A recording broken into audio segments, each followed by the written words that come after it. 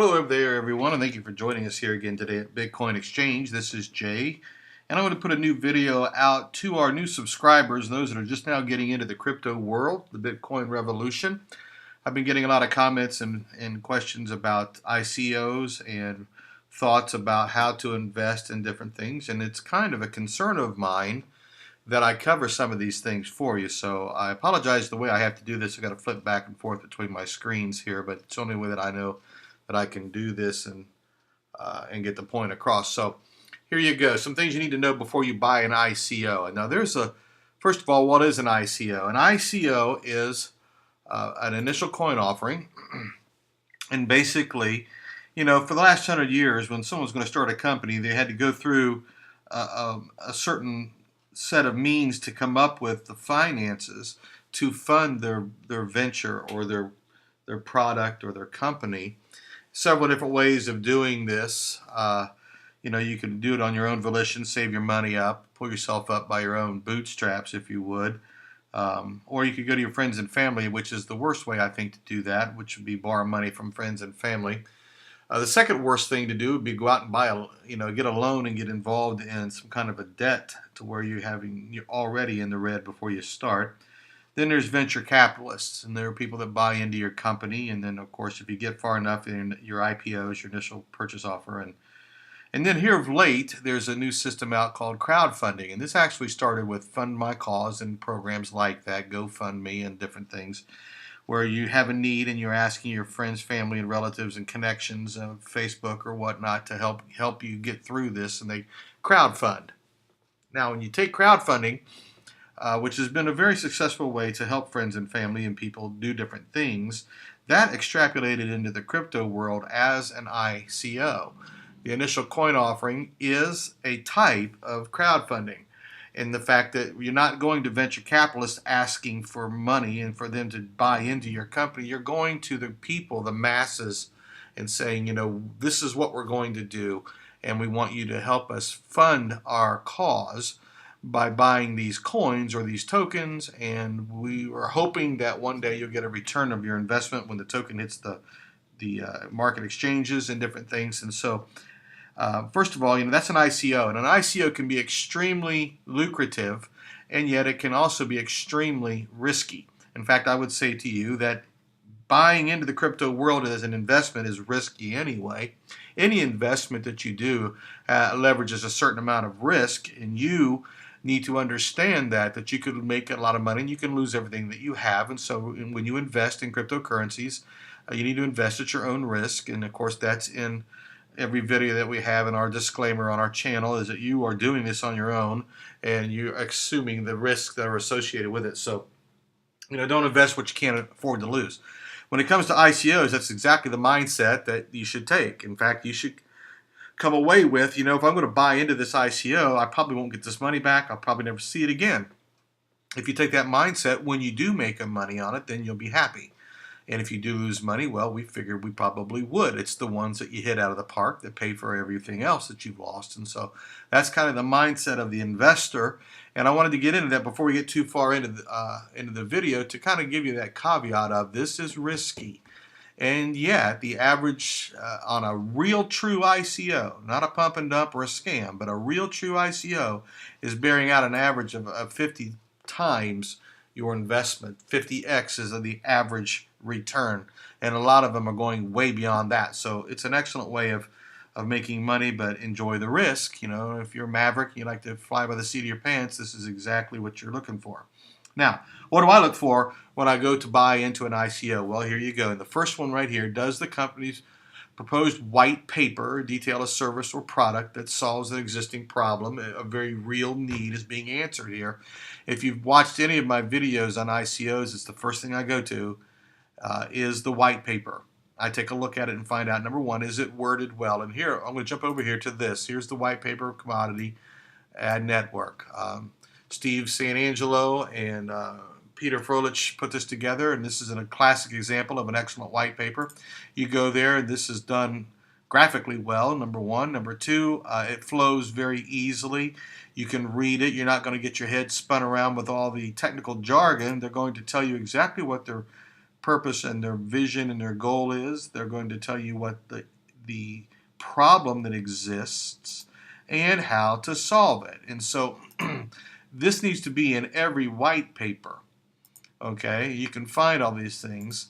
They tell you where you benefit from it, choke points, and the problems that they're going to face, and then how we answer these issues, and then what the growth potential of the company is going to be, where they actually see themselves going in the next 2 years or so, and a history of where they've come from. So you hear here future plans. These guys have everything down in this white paper that you could possibly ask for. Here it talks all about their token sale, and they actually go in and tell you that it's going to land somewhere between $4.60 and it could hit as high as $17.29 in the first 12 months. So these guys did a wonderful job of this.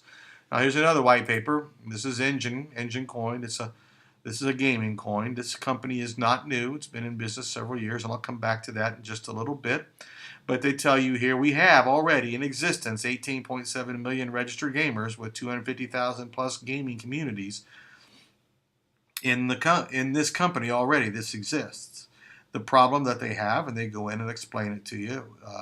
Here's the purpose of our coin, what we're doing, the solution to fraud and high fees. Here's the problem with the games and how we're going to answer this, the challenges and all, and then here's my solutions to this. So this is another well done. In fact, I'm going to slide on down here to get to the team, but it's a well done white paper. It's not just thrown together last week. It's actually a part of something that this company has thought long and hard about, and it makes a lot of sense. So the first thing that I do is I look at what problems are they solving with this coin. What am I getting? I'm buying this coin and it's going to do what? What does the white paper tell me? The second thing is, does the team behind the product or the service work well together? And can they possibly execute the task at hand? And we go back over here, and here they talk about their team and explain who they are. Now, this team's not new to each other. They've been working together for several years, which is an excellent mark in a company. And again, like with Engine Coin, they're not launching a brand new company. They're launching in addition to the company. So this is a no-brainer here, folks. They're going to slap this out of the park. But they show you the team, and you can look about their bios, and they can talk about, and they do talk about their experience working together and all these things. In fact, when I got in touch with the CEO over here, Maxim, he was telling me about, one of the strong points is the team has been working well together for many years. So can they execute the task? Yes, they can. That's the second thing. The third thing I look at, and this list, by the way, is not just my list. This is a generic list you can find with anyone. My mentors have this list. If you're looking at mine, if you're looking at Chris's, you look at somebody else's out there, they're going to have very much the same list. Very, very few differences whatsoever. Personalize it to themselves. That's fine. But this is not new, but it is new to some people watching this, and so I wanted to share it. So after I do that, so is there a large community involved with the service or the product? In other words, who's going to benefit from this and how strong are the numbers? We go back here to Engine. They've got 18.2 million community players already, and the market is 2.2 billion strong. So yeah, it's a very strong community, very strong market, and the benefit is going to be available for all these people. So what does that translates to me as this coin's going to grow. This coin's value is going to start moving up as they hit the exchanges. And so that's kind of what I look for in the third thing.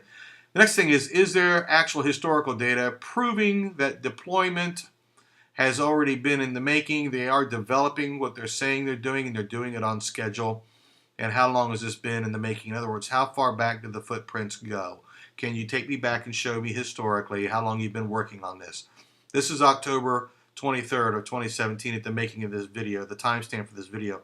If you're telling me that you and Mark got together in September and you got this big idea and he wrote out a white paper over the weekend and we're going to study the mating call of the Lepidoptera butterfly, I'm not into that. I don't want anything to do with that. But if you tell me that you've been working nonstop with a team of people, experts in the field for 18 months or longer, and we have footprints showing all the things that we have achieved and attained to up to this point, and then the white paper takes me into the history of it and into the future of it, and I can see all of that, and you're actually on schedule with what you're doing, then that's a very good, strong, positive sign of a good ICO.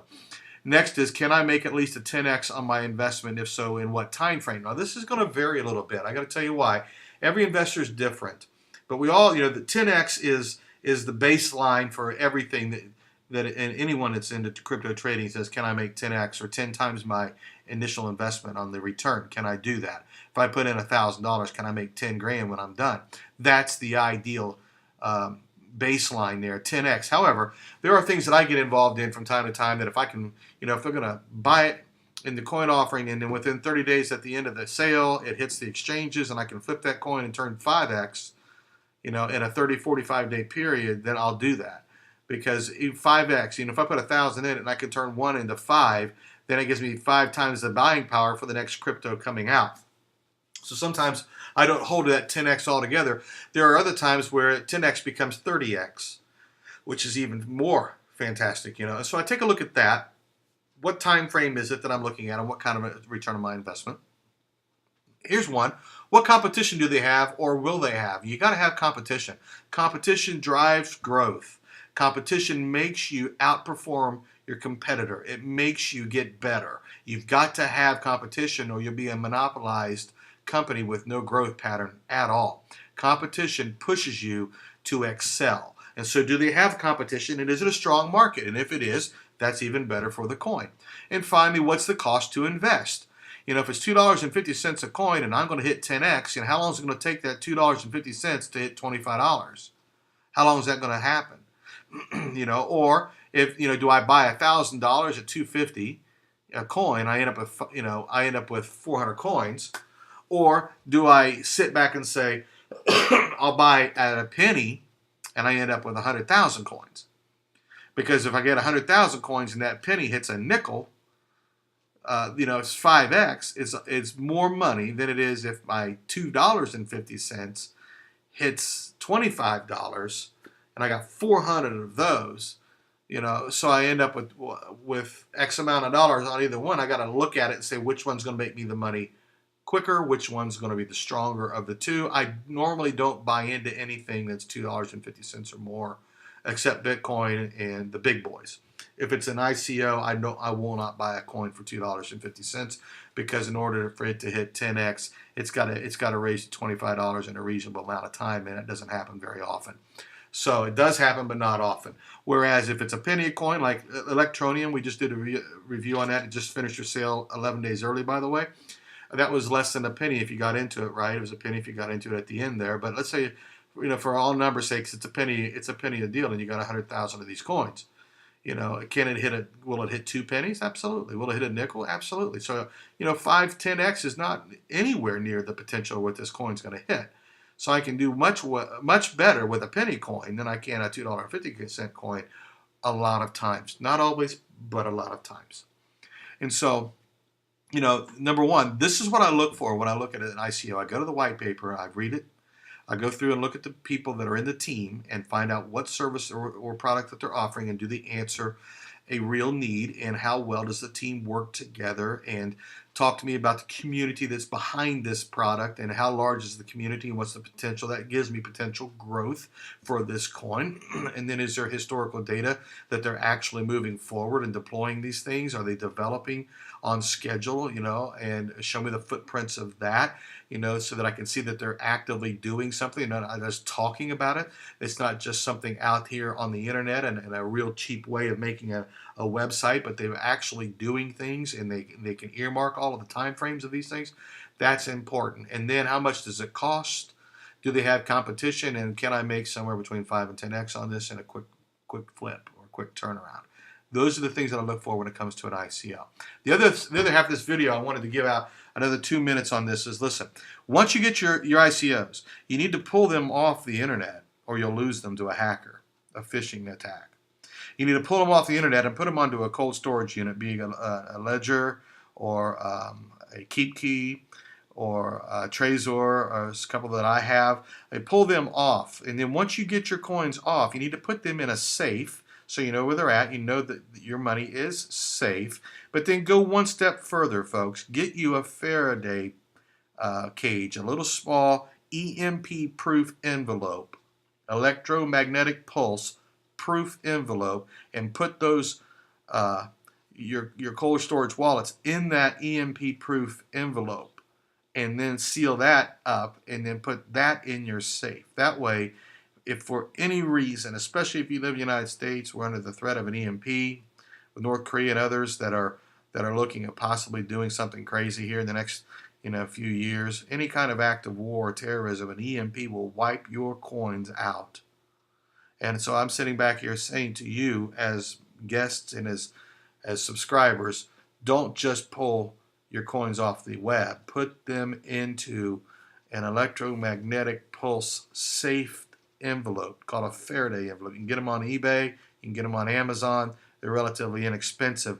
And for 20, 30, 40 bucks, you can protect your tens of thousands of dollars that you have worked hard to gain. Okay, so that's my other end of this ICO. They're about, you're going to put it on a ledger. It looks almost like a little small flash drive. You want to store that safely, and that would include an EMP envelope. Okay, so anyways, listen, do me a favor. This is Jay. I want you to hit that subscribe button if you would. Throw me out a comment. Let me know what you think, or if you got other ICOs that you're interested in.